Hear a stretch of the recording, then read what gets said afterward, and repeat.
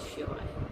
मेरे YouTube channel देखने वाले सभी दर्शकों को मेरा प्यार भरा नमस्कार। बहुत से व्यूवर्स के मेरे पास फोन आ रहे हैं क्योंकि अभी श्राद्ध आने वाले हैं और इसमें कईयों के माता पिता बहन भाई सगे संबंधी उनसे कोरोना के टाइम में बिछड़े हैं। तो वो सबों का ये प्रश्न हो रहा था कि गुरु माँ ये बताएं कि हमें इस साल श्राद्ध करना है कि नहीं। देखिए, जब तक बरसी नहीं हो जाती तब तक हमें श्राद्ध करने का कोई भी नियम नहीं है। जो भी हमारे प्रियजन गुजरे हैं उनकी जब बरसी हो जाती है तब विधान है कि हम उनका श्राद्ध कर सकते हैं। अब कई लोग जो हैं चौथे पे 17वें पे 13वें पे बरसी कर देते हैं क्योंकि उनके घर में कोई शुभ कार्य होना होता है जो पहले से ही निश्चित होता है और यह अकस्मात जो मौत होती है तो उसके कारण वो अपने कार्य को रोक नहीं सकते तो वह बरसी कर देते हैं। अगर बरसी कर भी देते हैं तो भी आपको श्राद्ध नहीं करना क्योंकि अभी बरसी तो उनकी हुई नहीं, उनको मिलेगा नहीं। और अगर आपके मन में इच्छा है तो आप उस तिथि पे या पूर्णिमा जो 20 तारीख की पूर्णिमा आ रही है या 6 तारीख की अमावस आ रही है उसके ऊपर आप अनाज फल दे सकते हो, लेकिन उनके नाम से नहीं, सिर्फ कोई भी आपके पिछले पितर हैं उनके नाम से आप दे सकते हो। जो अब की बार गुजरे हैं उनका जो है अगले साल में श्राद्ध हो। तो इसलिए मैं अपने दर्शकों को YouTube चैनल के माध्यम से बताना चाहती हूँ कि कोई भी ऐसी गलती ना करे। अब देखिए, मैंने पिछली वीडियो में बोला था कहीं बारिश अधिक होगी, कहीं बाढ़ आएगी, कहीं तूफान आएंगे। ऐसी कई घटनाएं आपको भी देखने को मिली और हमें भी देखने को मिली। और दूसरा मैंने बोला था कि राहु और मंगल की युति होने से कुछ गुप्त शत्रु उठेंगे, कुछ आतंकवादी घटनाएं घटेंगी। वो आपने न्यूज में देख लिया कि कुछ आतंकवादी पकड़े गए हैं और जो आतंकवादी पकड़े गए हैं इनका कुछ ऐसा प्लान था कि वह नवरात्र में और दिवाली में घटना कर सकते थे, लेकिन हमारी सरकार, हमारा पुलिस बल, हमारी सीबीआई, हमारी क्राइम ब्रांच हमेशा सतर्क रहती है और उन्होंने उस चीज को पकड़ लिया। तो अभी आपको और भी कई ऐसी घटनाएं देखने को मिलेंगी। तो मेरा आपसे सिर्फ एक ही निवेदन है कि आप सचेत रहें, किसी भी ऐसी घटना को ना दें और अपने घर के सदस्यों का ध्यान रखें कि कोई भी ऐसे कार्य में इन्वॉल्व ना हो। और दूसरा, आपको मैंने पिछली वीडियो में बताया था कि वक्री गुरु मकर राशि में नीच भंग योग करके आ रहे हैं 14 सितंबर को और वह आ भी गए। अब 14 सितंबर को जो गुरु हैं वो ज्ञान के दाता, विजडम के दाता और शनि जो है न्याय प्रिय। तो आपके सामने कुछ ऐसी घटनाएं आएंगी जिसके अंदर न्याय होगा। गुरु जो है वह ज्ञान का दाता है। गुरु हमारे को कर्म करने के लिए बता रहा है क्योंकि काल पुरुष की कुंडली के हिसाब से यह कर्म स्थान में आया हुआ है। तो जो भी कर्म होगा गलत या सही उसका निर्णय न्याय प्रिय शनि देव करेंगे। और काल पुरुष के हिसाब से 9वें 10वें और 11वें घर में गुरु का गोचर बड़ा शुभदायक होता है। अब अगर हम इसको काल पुरुष से मेष राशि लें, मेष लगन लें तो उनके लिए 9म 10म और एकादश का गुरु का परिवर्तन होना, शनि का परिवर्तन होना यह लाभदायक है। यह काल पुरुष की कुंडली से और मेष राशि से बता रही हूँ। लेकिन अब आपका गुरु जन्म का किस राशि पे है और अगर मकर राशि में है, शनि या गुरु की युति आपकी जन्म कुंडली में ऐसी युति बनी हुई है तो दर्शकों मैं ये आपको निश्चित बता सकती हूँ कि आपको लाभ होगा। अगर 10वें घर में है तो और मकर राशि में, और अगर आपका ग्रह चौथे घर में है, 5वें घर में है, 6ठे घर में है या एकादश में है तो मैंने आपको पहले भी बताया है जो ग्रह जहाँ बैठा होता है वह उसी का फल देता है। और अगर आपका ग्रह त्रिकोण में केंद्र में है तो वह आपको अच्छा लाभ देगा। दूसरा, गुजरात में बाढ़ की संभावना काफी बनी हुई है और जो ये बाढ़ की संभावना है, हम प्रभु से प्रार्थना करते हैं, भोले भंडारी से प्रार्थना करते हैं कि ऐसी स्थिति ना हो, क्योंकि तो ये बाढ़ की स्थिति है, पहले बाढ़ आती है और जब बाढ़ खत्म होती है तो बहुत सी बीमारियां भी देके जाती है। तो इसके लिए हम प्रभु से प्रार्थना करते हैं, लेकिन होने का कोई भी तोड़ नहीं है कि अगर ऐसी संभावना है और वहां बाढ़ आ जाती है तो उसके लिए हम प्रभु से सिर्फ प्रार्थना कर सकते हैं। दूसरी बात यह है कि 19 सितंबर को जो गणपति का विसर्जन होगा और 10 दिन तक गणपति देव धरती पे विराजे और उन्होंने धरती का विचरण किया और बहुत से लोगों ने अपने घर में गणपति बिठाई भी और हमने जा जाके दर्शन भी किए। तो मेरा आप सबसे ये निवेदन है, जिन्होंने छोटे छोटे गणपति अपने घर में स्थापित किए थे और उनकी पूजा अर्चना की थी, तो मैं तो अपने दर्शकों को बोलूंगी कि आप एक साफ बाल्टी में पानी लें और उसमें कुछ चावल डाल के और गंगा जल डाल के आप जो फ्रेंडली गणपति जो आपने बिठाए हैं उनका आप उसी बाल्टी में विसर्जन कर दीजिए और 1 या 2 दिन के बाद जब उसकी सारी मिट्टी जो है उस जल में सम्मिलित हो जाए तो आप उसे अपने बाग बगीचे में, अपने पेड़ पौधों में डाल सकते हैं, जिससे कि प्रदूषण में कमी आएगी और कोई नदी तालाबों में जाके उनका विसर्जन ना करें। ये तो हो गया गणपति का।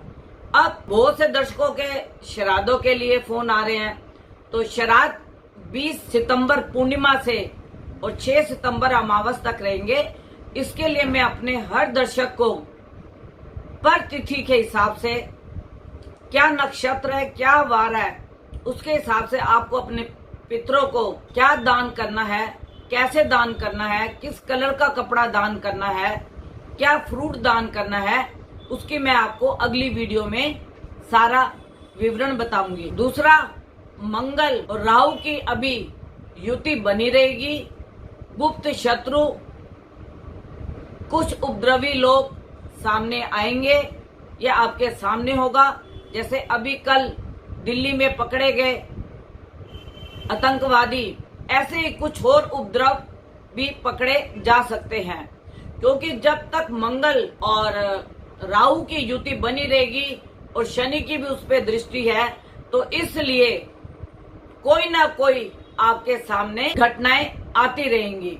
लेकिन आप लोगों को सचेत रहना है, ना किसी घटना को देखने जाना है, ना किसी घटना में इन्वॉल्व होना है, क्योंकि जो ये उपद्रवी होते हैं ये आप और हमारी सहायता से ही मदद लेके कुछ ऐसे कार्य करते हैं। तो मेरा आप सबसे यही निवेदन है कि आप इन सब घटनाओं से बचकर रहें, क्योंकि मैं समय समय पर जब भी वीडियो बनाती हूँ तो मैं हर व्यक्ति को YouTube के माध्यम से कहना चाहती हूँ कि कहीं भी दंगा फसाद हो, आगजनी हो, हमें उन घटनाओं से दूर रहना चाहिए।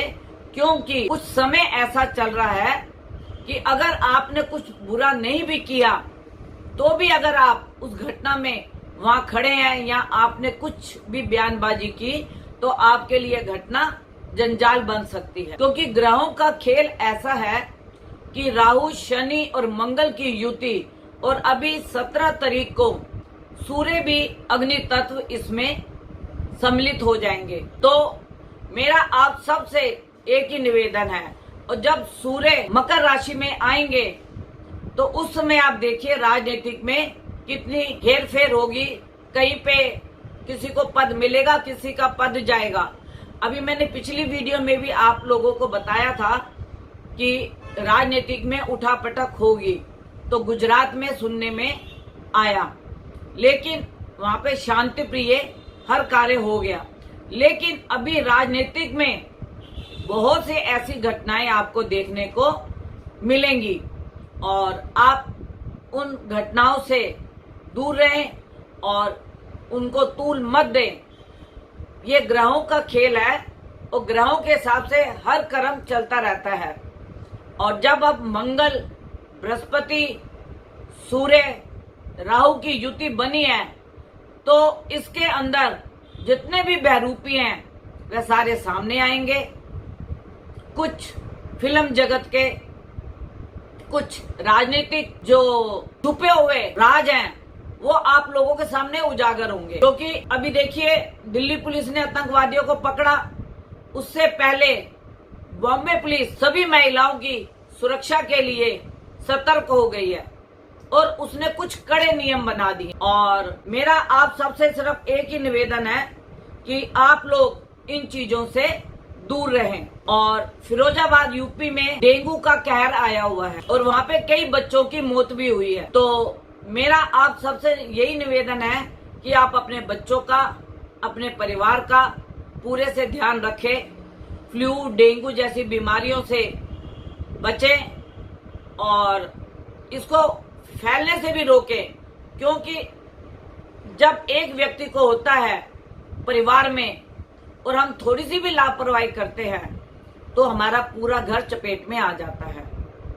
घर की साफ सफाई रखें, ध्यान रखें, जितनी जरूरत हो उतना ही बाहर निकले, ज्यादा आप बाहर ना निकले। और अभी कल सुनने में आया था अमरावती में एक नाव डूबी और उसमें कई लोग डूब गए, कईयों की मृत्यु होगी, कईयों को बचा लिया गया। तो जो ऐसी घटनाएं हो रही हैं यह जलमग्न हो रही हैं और जल से संबंधित बीमारियां भी अभी आएंगी। जल से संबंधित कुछ आपको घटनाएं भी सुनने को मिलेंगी, सुन भी रहे हैं और आगे भी आपको मिलेंगी। लेकिन मेरा आपके साथ एक निवेदन है ये वीडियो बनाने का कि आप अपना स्वास्थ्य का ध्यान खुद रखें। ग्रहों की चाल तो किसी भी व्यक्ति को छोड़ती नहीं है, चाहे आप हो चाहे हम हो। लेकिन अगर हम अपना सावधानी बरते तो हम बहुत सी उलझनों से दूर हो सकते हैं। तो मेरा आप सबसे निवेदन है कि जो मेरी अगली वीडियो आएगी उस वीडियो में मैं आपको श्राद्ध के बारे में सारा बताऊंगी और श्राद्ध कैसे करना है, अपने पितरों को कैसे खुश करना है। क्योंकि पितरों का संतोष करना, पितरों को खुश करना हमारा धर्म और हमारे ग्रंथों में लिखा गया है।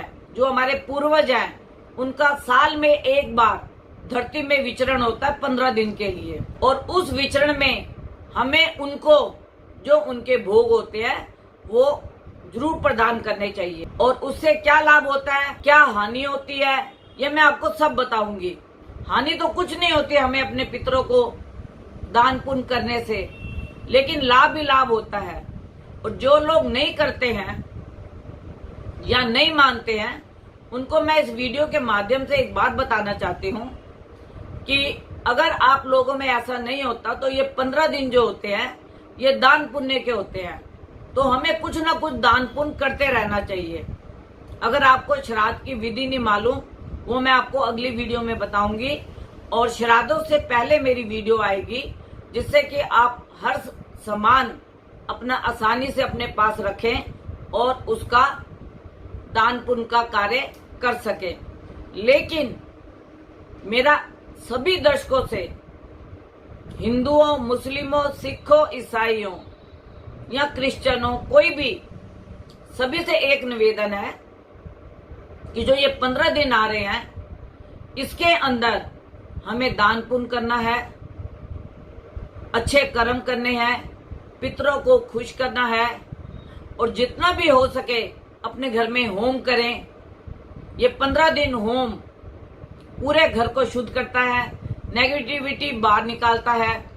तो ये सब कार्य करने से देखिए हम, हमारे बच्चे और हमारा परिवार सुरक्षित रहता है और हमारे पितृ भी खुश होकर विदा होते हैं। तो आज मैं अपनी वीडियो को यहीं विराम दूंगी। एक मैंने कल न्यूज में देखा था, धारा में या कहीं पे एक पंडित को लोगों ने पत्थर डंडे मार मार के मार दिया। देखिए धर्म का ये काम तो नहीं है और क्यों मारा गया इसकी तहकीकात तो वहां की पुलिस करेगी। कुछ लोग पकड़े भी गए हैं ऐसे ही पहले मुंबई में भी एक केस हुआ था। तो मैं आप सबसे एक निवेदन करना चाहती हूँ, हमें किसी भी पंडित के ऊपर हाथ नहीं उठाना चाहिए। धर्म कार्य के करने वाले के ऊपर हमें हाथ नहीं उठाना चाहिए। जो ये हमने सुना, मैं बोलूंगी यह घटना बहुत ही शर्मनाक है। लेकिन अब इसका न्याय तो सरकार करेगी या वहां की पुलिस करेगी। जो भी ये घटना हुई, ये क्यों हुई और कैसे हुई।